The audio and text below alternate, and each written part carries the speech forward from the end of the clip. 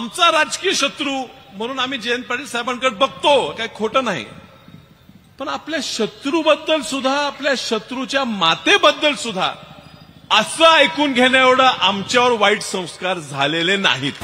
आमचं महाभारत कदाचित आमच्या जिल्ह्याचं चालूच राहणार, हे पुढे राहणार. साहेब कधी कधी आमचा करेक्ट कार्यक्रम करायचा प्रयत्न करणार. या ठिकाणी तुम्ही जयंत पाटील साहेबांच्या प्रेमासाठी आलेला आहे. मंचावर बसलेले भरपूर लोक जयंत पाटील साहेबांच्या प्रेमासाठी आलेले आहेत. तुमच्या मनात जे साहेबांबद्दल प्रेम आहे ते कदाचित माझ्या मनात नसेल. आम्ही संघर्ष पाहिलेला आहे. मंचावर उपस्थित असलेले सर्व मान्यवर, या ठिकाणी आपल्या जिल्ह्यात घडलेल्या एका घटनेच्या निषेधार्थ उत्स्फूर्तपणे या ठिकाणी उपस्थित असलेले सर्व बंधू भगिनी मित्र, जवळजवळ 12च्या आसपास लोकशाहीर अण्णाभाऊ साठेंच्या पुतळ्याजवळ आपण जमलो. तिथून सुरुवात केली. जवळजवळ 1.5-2 तासाची पदयात्रा करून ह्या ठिकाणी सभेला सुरुवात केली. आता चव्हाण साहेबांनी सांगितलं जवळजवळ 3-4 तास सभा चालली आहे तरी लोक अजून आले नाहीत. मला मधल्या थोड्या वेळेत आमच्या कारखान्याची जनरल बॉडीची सभा होती, त्या ठिकाणी जावं लागलं. आणि त्यामुळे कुणाच्या मनात असा विचार असेल की विशाल पाटील कुठे गेले तर ती शंका नसेल. मी या ठिकाणी आलेलो आहे त्याचं कारण मी कुणासाठी आलो, मी राजराम बापूंकडे बघून आलो, मी कुसुमताईंकडे बघून आलो. पण तुम्हाला इतिहास माहिती आहे, तुम्हाला संघर्ष माहिती आहे. ह्या जिल्ह्याने राजकीय संघर्ष खूप बघितलेले आहे. वसंतदादांचा आणि राजराम बापूचा कदाचित नवीन पिढीला जुना इतिहास माहित नसेल, पण कधीतरी त्या विधानसभेच्या प्रोसिडिंग जर वाचल्या, डिबेट्स जी चर्चासत्र झाले त्याचे जर तुम्हाला लेख मिळाले तर वाचावेत. वैचारिक एवढा मोठा मतभेद होता. आज राजराम बापू जाऊन 40-50 वर्ष झाले, वसंतदादा जाऊन 40 वर्ष होत आहे. अजूनही कदाचित तो वैचारिक वाद आहे. तिसरी पिढी आली तरी आम्ही लढतोय, आमच्यात संघर्ष आहे, मी नाकारणार नाही. या ठिकाणी तुम्ही जयंत पाटील साहेबांच्या प्रेमासाठी आलेला आहे. मंचावर बसलेले भरपूर लोक जयंत पाटील साहेबांच्या प्रेमासाठी आलेले आहेत. तुमच्या मनात जे साहेबांबद्दल प्रेम आहे ते कदाचित माझ्या मनात नसेल. आम्ही संघर्ष पाहिलेला आहे. राजराम बापू आणि वसंतदादांची गोष्ट दिलीप तात्याने या ठिकाणी सांगितली. पण बापूंच्या निधनानंतर वसंतदादांनी सांगितलं की बापू गेले, वाद संपला, वैचारिक वाद होता तो संपला. आम्ही सुद्धा संपवायचा प्रयत्न करतो, कदाचित राजकीय वैचारिक वाद आमचा चालू राहील. पण ज्या वेळेला आमचा राजकीय शत्रू म्हणून आम्ही जयंत पाटील साहेबांकडे बघतो, काही खोटं नाही. पण आपल्या शत्रूबद्दल सुद्धा, आपल्या शत्रूच्या मातेबद्दल सुद्धा असं ऐकून घेण्याएवढं आमच्यावर वाईट संस्कार झालेले नाहीत. म्हणून पहिला निषेध मी केला आणि मी सांगितलं हा कोण व्यक्ती आहे, हे जी नेमकी वैचारिक मूळ काय आहे. 19ची लोकसभा माझ्या विरोधात लढली. कुणीतरी म्हणते, चर्चा करते माझ्याहून कमीच मतं पडली. त्यावेळी ते बाळासाहेब आंबेडकरांकडे गेले, वंचित आघाडीकडे. आणि बाळासाहेब आंबेडकरांच्या मंचावरनं बोलत असताना एवढं पुरोगामी भाषण दिलं साहेब, एवढं पुरोगामी भाषण दिलं साहेब, आवाज साहेब तुम्ही लाजाल, एवढं पुरोगामी भाषण त्या ठिकाणी केलं मतं मागण्यासाठी. किती वैचारिक भाषण केलं. शाहू फुले, आंबेडकर, अहिल्यादेवी होळकर सगळ्यांची नावं घेतली, अजूनही घेतात.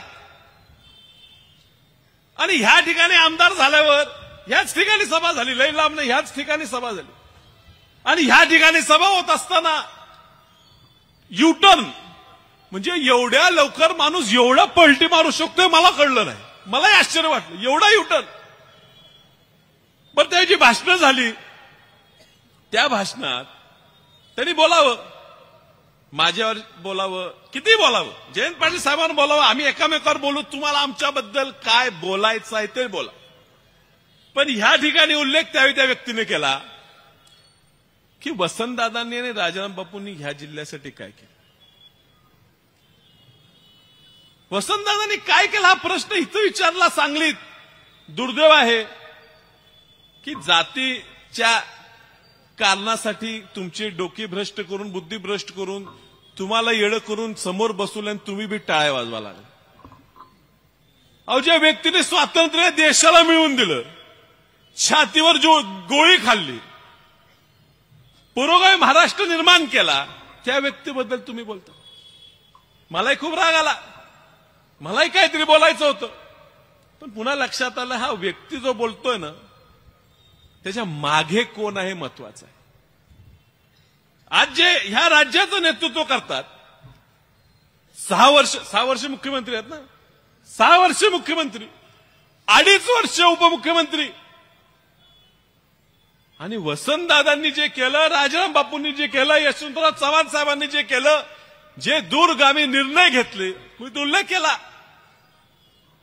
शिक्षणासाठी वसंतदादांनी त्यावेळेला इंजिनियर पोरं आपल्या गरिबाची झाली पाहिजे म्हणून धोरण केलं. आजही परदेशात सुद्धा त्या मायक्रोसॉफ्ट, इंटेल, एआय आज नवीन नवीन याला त्या ठिकाणी काम करणारी पोरं आज महाराष्ट्रातल्या गरिबाची पोरं त्या ठिकाणी, ती जात बघून नाही, प्रत्येक जातीची पोरं त्या ठिकाणी शिकतात. ही धोरण आणलं म्हणून,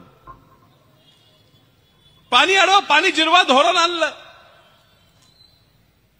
पण आता ह्यांच्या विरुद्ध बोलायची गरज का पडली? कारण तुम्ही 8.5 वर्ष मुख्यमंत्री, उपमुख्यमंत्री राहून सुद्धा एकही ह्या राज्याच्या फायद्याचा निर्णय तुम्हाला घेता आला नाही. म्हणून जे मोठी लोक आहेत त्यांच्यावर बोलायचं, मात्र बोलताना संस्कृती जपायची, सुसंस्कृत स्वतःला म्हणवून घ्यायचा आहे, म्हणून अशी पाळलेले प्राण्यांकडनं बोलवून घ्यायचा हा प्रकार चाललेला.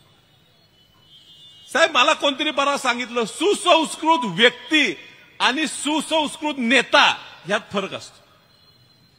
सुसंस्कृत व्यक्ती व्हायला काय लागतंय, पण सुसंस्कृत नेता व्हायला आपल्या भोवतीची लोक सुद्धा तशी सांभाळावी लागतात. तुमच्या भोवती जी फिरणारी, आसपास भरणारी माणसं आहेत, जे एजंट लोक फिरतात, जी तुमच्यासाठी भुकणारी लोक फिरतात, ती बघितली तर तुम्हाला सुसंस्कृत नेता कुणी म्हणू शकणार नाही. आणि म्हणून आज आलेलो आहे, आमच्या सगळ्यांच्या, तुमच्या सगळ्यांच्या भावना कुठेतरी आपण एक आलं पाहिजे. मला काल कोणतरी एक स्टोरी सांगितली, गोष्ट सांगितली की कौरवांचं आणि पांडवांचं भांडण चालू होतं, युद्ध चालू होतं, आणि गंधर्वाच्या चित्रसेनानं हस्तिनापूरवर हल्ला केला. आणि हस्तिनापूरवर हल्ला केल्यावर कौरव आणि पांडव एकत्र आले आणि त्या चित्रसेनाचा पराभव करून हस्तिनापूर सुरक्षित ठेवलं. आता पुन्हा नंतर भांडले, परत महाभारत घडलं. तर आता शशिकांत शिंदे तुम्ही आहे, तुम्ही आता अध्यक्ष आहे, आमचं महाभारत कदाचित आमच्या जिल्ह्याचं चालूच राहणार, हे पुढे राहणार. साहेब कधी कधी आमचा करेक्ट कार्यक्रम करायचा प्रयत्न करणार, हे आम्हालाही माहित आहे. माहिती, हा पुरोगामी विचार टिकवायचा आहे म्हणून आम्ही एकत्र आलेलो आहे. कुणाच्या वाढ व्हायला लागले म्हणजे आम्हाला जरा सुद्धा वाईट वाटत नाही. हा जिल्हा, हे राज्य चुकीच्या दिशेनं चाललंय, हे जो वाईट वाटते म्हणून आम्ही सगळे एक आलेलो आणि आम्ही एक राहणार. खूप बोलायचं आहे, मात्र जरा मी उशीर आल्यामुळे मला नंतर तुमच्या प्रमुख वक्त्यांच्या नंतर बोलावं लागलं, याबद्दल तुमची क्षमा मागतो आणि लवकर माझं भाषण आटोपतं घेऊन आपल्या सगळ्यांची रजा घेतो. नमस्कार.